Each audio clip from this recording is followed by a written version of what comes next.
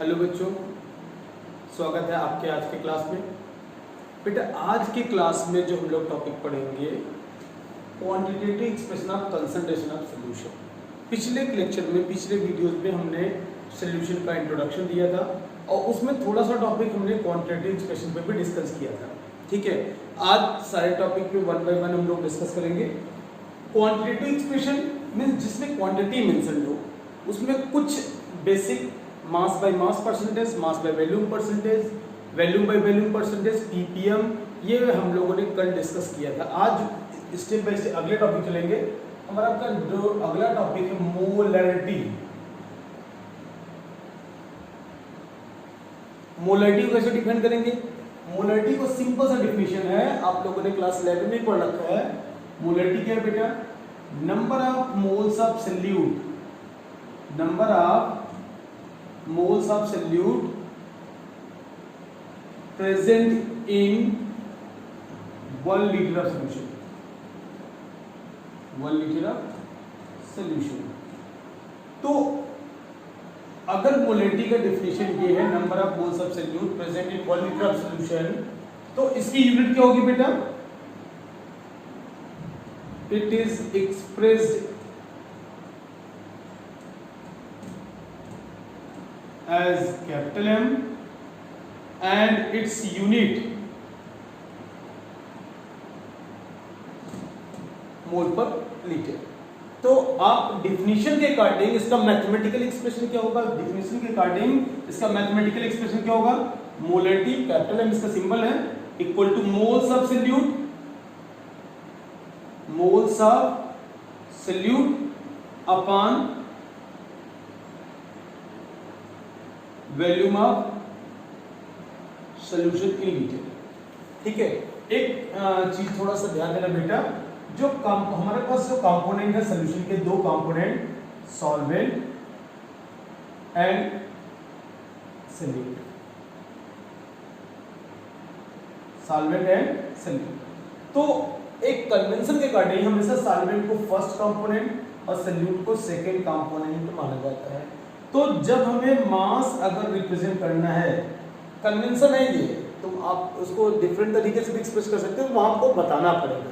ठीक है, तो अगर हम बेटा हमें सॉल्वेंट का मास बताना है, तो सॉल्वेंट का मास के लिए सॉल्वेंट को first component mass of solvent W1 R WA, 1 RA 2 RB।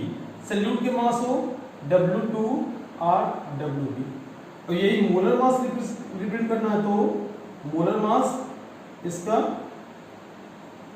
M1 R MA, solute का M2 R MB। ठीक है, अब जैसे हम सॉल्यूट के मोल्स ऑफ सॉल्यूट इसको क्या लिखते हैं? MB। और क्लास 11 से पढ़ते हो बेटा मोल्स कैसे निकालते हैं? मोल्स निकालने का तरीका क्या है? गिवन मास अपॉन मोलर मास। मोल्स कैसे निकालते हैं? Moles is equal to given mass upon molar mass। Moles किसके निकालने हैं? सॉल्यूट के, तो गिवन मास भी किसका होना चाहिए? सॉल्यूट का, तो इसको WB या W2 लिख सकते हैं। मोलर मास भी किसका होना चाहिए? सॉल्यूट का, तो इसको क्या लिख सकते हैं बेटा? इसको हम लोग लिख सकते हैं MB। तो अब ये एक्सप्रेशन को अगर इसमें पुट करेंगे, हमारा मैथमेटिकल एक्सप्रेशन क्या बनेगा?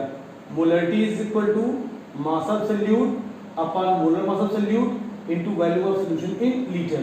और अगर वॉल्यूम ml में हो, तो molarity is equal to mass of solute upon molar mass of solute into volume of solution in, अगर ml में है तो इसको 1000 से डिवाइड करोगे, वही 1000 के ऊपर जाके मल्टीप्लाई होगा, आपका फार्मूला ये हो जाएगा। ये दोनों फार्मूले अप्लीकेबल होते हैं। अगर वॉल्यूम लीटर में दिया गया है तो डायरेक्ट ये फार्मूला लगा सकते हो। वॉल्यूम अगर लीटर में नहीं है, ml में है, centimetre cube 1 centimetre cube equal to 1 ml centimetre cube में दिया गया है, तो भी ये फार्मूला लगेगा। या उसको लीटर में पहले से कन्वर्ट करके तब इस फार्मूला लगाओगे, आप दोनों में से कोई फार्मूला लगाओगे एप्लीकेबल होगा। ठीक है, ये आपका हो गया मोलैरिटी। सिंपल सा डिफरेंस क्या है? Number of moles of solute, number of moles of solute present in 1 liter of solution is known as molarity. Is that clear? अब इसके बाद बेटा दूसरे तरीके से इसका सिंपली जो है न्यूमेरिकल करना हो, न्यूमेरिकल सिंपल, सबसे सिंपल तरीके से न्यूमेरिकल, जैसे सपोज दैट क्वेश्चन आपके पास है 10.6 gram sodium carbonate dissolved in 500 ml of water,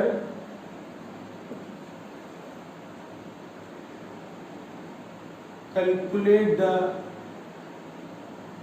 molarity of solution। एक एग्जांपल ग्रुप में क्वेश्चन हमें दे दिया कि 10.6 gram sodium carbonate dissolved in 500 ml of water, calculate the molarity of solution। तो बेटा सिंपली हम क्या करेंगे, पहले तो हम सोडियम कार्बोनेट के मास दिया गया है, मोलर मास निकाल लेंगे और मोल्स निकाल लेंगे। मोलर मोल्स निकालने के लिए मास गिवन है, मोलर मास में पता होना चाहिए। सोडियम का एटॉमिक मास 23, कार्बन का एटॉमिक मास 12, ऑक्सीजन का एटॉमिक मास 16। तो इस हिसाब से 23 × 2 46, 46 + 12 58, 58 यहाँ पे ऑक्सीजन कितना है, ऑक्सीजन 16, 3 × 48, 58 + 48 106। ठीक है, तो मोल्स, इसकी molar mass of sodium carbonate, molar mass of sodium carbonate ये कितना हो गया बेटा 106 ग्राम पर मोल। ठीक है, ये मोलर मास निकल आया। वैल्यूम ml में दिया गया है, इसको लीटर में कन्वर्ट कर सकते हो, पहले 1000 से डिवाइड करके 0.5 पहले कर सकते हो या डायरेक्टली आप फार्मूला पुट कर सकते हो। Molarity is equal to mass of solute, mass कितना है 10.6 gram upon molar mass of solute 106 into volume 500 ml। अब इसको लीटर में कन्वर्ट करना है, 1000 से मल्टीप्लाई कर दोगे ऊपर, ये आपके 5 × 2 = 10, या सीधे बेटा 1/10 आ गया, यानी कि 2/10, 2/10 यानी कि 0.2 मोल पर लीटर। ये आपके मोलरिटी हो गया इस क्वेश्चन के अकॉर्डिंग। मोलरिटी इस तरह निकालते हैं कि गिवन, अगर मास गिवन होगा, मास को मोल्स में कन्वर्ट कर देंगे, हमने डिफरेंस यही पढ़ा था, number of moles of solute present in 1 litre of solution. ठीक है, तो इस हिसाब से मोलरिटी निकल गया। लेकिन एक दूसरा तरीका बेटा है, अगर सॉल्यूट के मास न देके मास परसेंटेज हो, ठीक है, सॉल्यूट के मास न देके मास परसेंटेज हो, मास बाय मास परसेंटेज, ठीक है, और सॉल्यूशन का वॉल्यूम न देके डेंसिटी दिया गया है, तो उसको कैलकुलेट करने का तरीका इस तरीके से भी निकाल सकते हैं। स्टेप बढ़ेगा, हम एक फार्मूला डेवलप कर लेते हैं। देखो,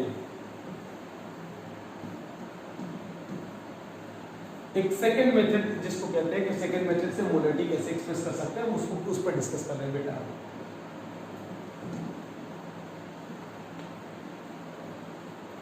देखो,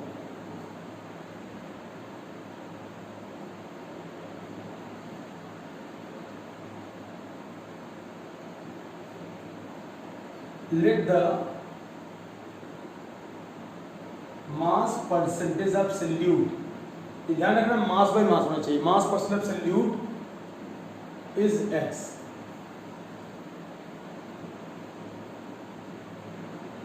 and density of solution is d gram per ml, d gram per ml, d is symbol of density. ठीक है, तो बेटा हमें सॉल्यूट के मास x दिया गया है, x परसेंट दिया गया है, तो कितने में है 100 ग्राम ऑफ सॉल्यूशन में है। ठीक है, यानी कि हमारे पास सॉल्यूशन का मास है x% mass by solute means x gram solute present in 100 gram of solution. ठीक है, x gram solute present in 100 gram of solution. तो सॉल्यूशन की हमें वैल्यू भी निकालनी है।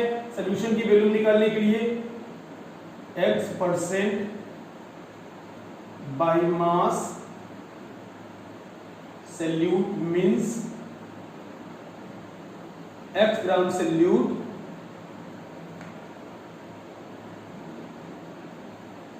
Present in 100 gram of solution. तो अब सॉल्यूट का मास पता चल गया, सॉल्यूशन का मास है, सॉल्यूशन का हमें वॉल्यूम निकालना है। हम जानते हैं density is equal to mass upon volume, तो वॉल्यूम इज इक्वल टू क्या होगा मास अपॉन डेंसिटी। तो volume of 100 gram solution is equal to mass upon their density, mass gram में है, डेंसिटी ग्राम पर ml में है, तो आएगा कितना 100 अपॉन d ml।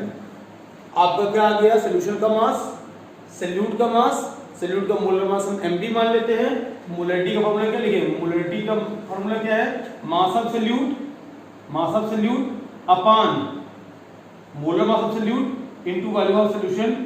अगर ml में है तो ऊपर 1000 से मल्टीप्लाई करोगे, या ml में ही आया है तो सॉल्यूट का मास कितना है x है, x molar mass mb, density और वॉल्यूम कितना है 100 अपॉन d इंटू 1000। तो बेटा इसको सिंप्लीफाई करोगे तो क्या आएगा, x ये कैंसिल हो गया, d ऊपर जाएगा, x into D into 10 upon molar mass of solute. Simple यही फार्मूला पुट करना है। जहां पे x क्या है, x is mass percentage of solute, d is the density of solution in gram per ml, mb is molar mass of solute, capital M is a molarity. तो कहीं भी आए कि पर्टिकुलर सॉल्यूशन की लेबलिंग है इतने परसेंट बाय मास, तो उसकी मोलरिटी निकालना सबसे आसान है। इसको नोट कर लो, फिर हम आपको एक न्यूमेरिकल कराते हैं। इस पे इसको जल्दी से पॉज करके जल्दी नोट करो, फिर हम एक न्यूमेरिकल कराते हैं। देखिए क्वेश्चन है आपका बेटा,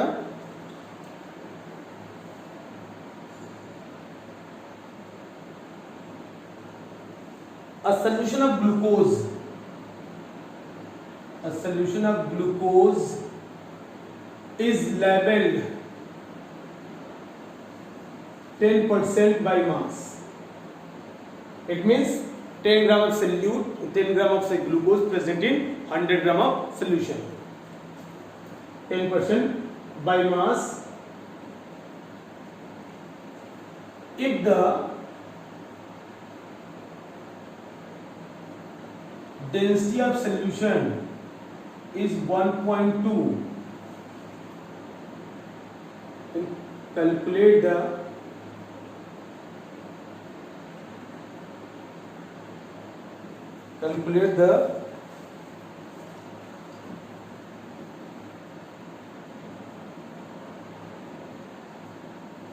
molarity of solution। सॉल्यूशन की मोलरिटी निकालनी है, तो बेटा कैसे करोगे आप, तो सिंपल सा फॉर्मूला है x% बाय 10% बाय मास, वो x मान लो, ठीक है। और डेंसिटी 1.2 यहाँ पे ग्राम पर ml, ग्राम पर सेंटीमीटर क्यूब है, ये डेंसिटी दिया गया है, ठीक है। अब ग्लूकोज का फॉर्मूला क्या होता है, C6H12O6, कार्बन 12, हाइड्रोजन 1, ऑक्सीजन 6, ठीक है। ऑक्सीजन का 6 टाइम है, oxygen 6 atomic mass, sorry oxygen का एटॉमिक मास 16, कार्बन का 12, हाइड्रोजन का 1, ऑक्सीजन का 16। तो 12 6 72 प्लस 12, 72 प्लस 12 84। और यहाँ पे ये कितना है बेटा, oxygen 16, 16 6 96, 84 plus 96 is equal to कितना होएगा 180 ग्राम, और ठीक है। ये मोलर मास हो गया। सिंपली क्या करना है, मोलरिटी इज इक्वल टू, हमारा फार्मूला क्या है, x into D into 10 upon molar mass of solute. बस इसी में आपको पुट कर देना है और कुछ भी नहीं करना है, direct x mass percentage of solute कितना है 10%, 10 इंटू डेंसिटी, डेंसिटी कितना दिया गया है 1.2 इंटू 10 अपॉन मोलर मास 180, ठीक है। जीरो कैंसिल हो गया, 10 इज मल्टीप्लाइड बाय 1.2 कितना हो जाएगा 12 अपॉन 18, 6 2 12, 6 3 18। आपका आंसर कितना होगा 0.667 कर सकते हो, ये आपका आंसर आ गया, ठीक है। तो इस तरीके से अगर किसी सॉल्यूट का मास परसेंटेज हो और सॉल्यूशन की डेंसिटी गिवन हो, डायरेक्ट फार्मूला लगाना है, molarity is equal to x into D into 10 upon molar mass, जहां पे x क्या है, x is mass percentage of solute, d is density of solution and mb is molar mass of solute, ठीक है। ये आपके हो गए मोलरिटी के टर्म। रख कर जल्दी नोट करो बेटा आपका।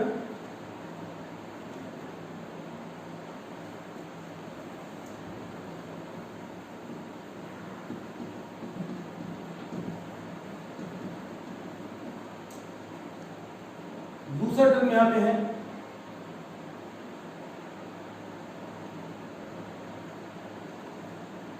नॉर्मेलिटी। नॉर्मेलिटी क्या होता है बेटा? Normality is defined as the number of gram equivalent weight of solute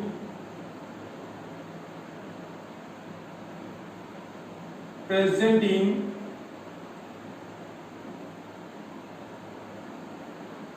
1 liter of solution।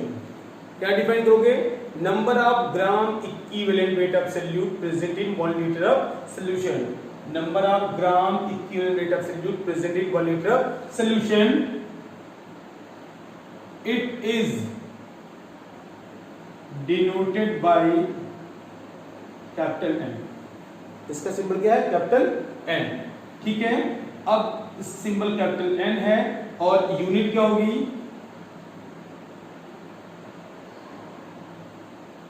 Gram equivalent पर लीटर, ये इसकी यूनिट होगी। तो अगर मैथमेटिकल एक्सप्रेशन दे, मैथमेटिकल एक्सप्रेशन क्या देगी बेटा? Normality N is equal to number of gram equivalent weight of solute upon volume of solution in liter। अब number of gram equivalent weight कैसे कैलकुलेट करते हैं? Number of gram equivalent weight is equal two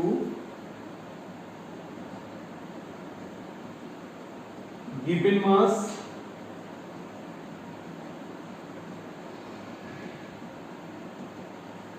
upon equivalent weight. आपके लिए एक typical point आएगा equivalent weight. इसको calculate करने का हम एक अलग वीडियो बना देंगे, कैसे इक्विवेलेंट वेट कैलकुलेट करते हैं। अलग अलग कंपाउंड के लिए अलग अलग तरीके होते हैं। एक ही कंपाउंड के अलग अलग मीडियम में भी इक्विवेलेंट वेट अलग अलग होते हैं। वो हम तरीके एक अलग लेक्चर में आपका इक्विवेलेंट वेट कैलकुलेट करना सिखाएंगे आपको। और अब इसको उठाकर अगर इस फार्मूले पुट करोगे तो normality is equal to mass of solute given mass. यहां किसके लिए है? सोल्यूट के लिए है। अब भी मैंने सिंबल बताया mass of solute Wb upon equivalent weight. Equivalent weight का सिंबल क्या है? Equivalent weight of B solute का into volume of solution in litre. बेटा अगर वॉल्यूम लीटर में ना होके ml में होगा तो यहां भी दूसरे तरीके से रिप्रेजेंट क्या करेंगे? Normality is equal to mass of solute upon equivalent weight of solute into volume in ml में होगा तो वहां भी 1000 से मल्टीप्लाई करेंगे। ठीक है। और सेकेंड मेथड में यानी कि अगर डेंसिटी का यहां भी सॉल्यूशन के सोल्यूट के मास परसेंटेज हो, सॉल्यूशन की डेंसिटी हो, तो यहां भी तरीका सेम वे है जैसे वहां मोलर मास था, यहां इक्विवेलेंट वेट होगा। कैलकुलेट करने का तरीका सेम तरीके से बताओगे बेटा सेकेंड मेथड के नाम से। यहां पे इसका ही बताओ second method. Second method means second method कब एप्लीकेबल होगा ये भी जानते हैं। सेकेंड मेथड सेम क्वेश्चन के लिए नहीं है। ये कब एप्लीकेबल होगा? जब सॉल्यूशन के में सोल्यूट के मास के बजाय सोल्यूट की मास परसेंटेज हो और सॉल्यूशन के वॉल्यूम के बजाय सॉल्यूशन का डेंसिटी गिवन हो, तब हम सेकंड मेथड अप्लाई करेंगे। अदरवाइज ये एप्लीकेबल तुम फर्स्ट मेथड से ही करोगे। यहां भी नॉर्मेलिटी का फिर वो जो फार्मूला आएगा सेम तरीके जैसे आपने मोलरिटी में ड्राइव किया, सेम वही तरीका है। Normality is equal to x into d into 10 upon equivalent weight. Here x is the mass percentage of solute, d is the density of solution, sorry 10, d is density of solution and ये equivalent weight of solute। यहाँ पर लिख सकते हो n क्या है? n is normality, x क्या है? mass percentage of solute, d density of solution,